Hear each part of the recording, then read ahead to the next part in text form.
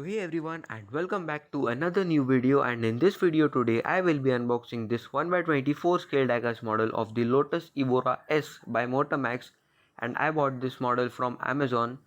So this model is good in terms of detailing, quality and the paint finish as well. So you can also follow me on Instagram on _RPM_Redlines for daily updates. And if you are enjoying this video, do like this video and also subscribe to the channel for more videos like this. So let's continue with the cinematic video.